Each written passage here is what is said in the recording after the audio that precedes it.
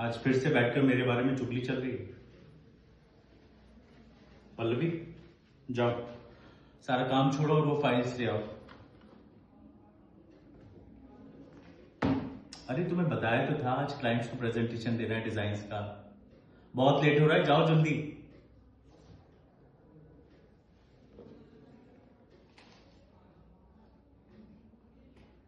आराम से बैठकर खाने का टाइम नहीं मेरे पास, तुम्हारी तरह। ऑफिस की ना ढेर सारी रिस्पॉन्सिबिलिटी मेरे ऊपर। तुम्हारे जैसे नहीं कि बस बैठे बैठे बीपी चेक कर लिया, मोमोज खा लिए।